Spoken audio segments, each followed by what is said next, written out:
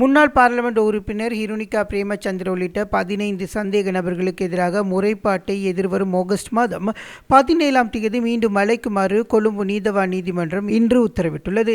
2022ஆம் ஆண்டு கொழும்பு சுதந்திர சதுக்கத்திற்கு அருகில் சட்டவிரோதமான முறையில் வீதி நாடகம் ஒன்றை அரங்கேற்றியதன் மூலம் பொதுமக்களுக்கு இடையூறை விளைவித்ததாக சந்தேக நபர்களுக்கு எதிராக குற்றம் சாட்டப்பட்டுள்ளது. இந்த முறைப்பாடு இன்று கொழும்பு பிரதான நீதவான் அசங்க எஸ் போதரகம முன்னிலையில் விசாரணைக்கு எடுத்துக் கொள்ளப்பட்டது.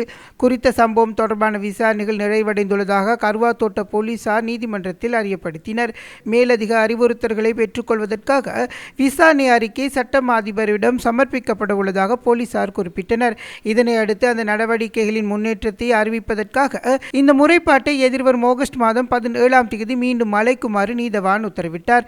இந்த வழக்கு விசாரணைக்கு எடுத்துக் கொள்ளப்பட்ட போது ஹிருணிகா பிரேமச்சந்திர உள்ளிட்ட பிரதிவாதிகள் நீதிமன்றத்தில் முன்னிலையாகியிருந்தனர். இதேவேளை ஊழல் குற்றச்சாட்டு தொடர்பில் மிஹின் லங்கா நிறுவனத்தின் முன்னாள் தலைமை நிறைவேற்று அதிகாரியும் முன்னாள் பாராளுமன்ற உறுப்பினருமான சஜின் வாஸ் குணவர்தனவுக்கு எதிராக இன்று கொழும்பு மேல் நீதிமன்றத்தில் குற்றப்பத்திரிகை தாக்கல் செய்யப்பட்டுள்ளது. இளஞ்ச ஊழல் விசாரணை ஆணைக்குழுவினால் இந்த குற்றப்பத்திரிகை தாக்கல் செய்யப்பட்டுள்ளது.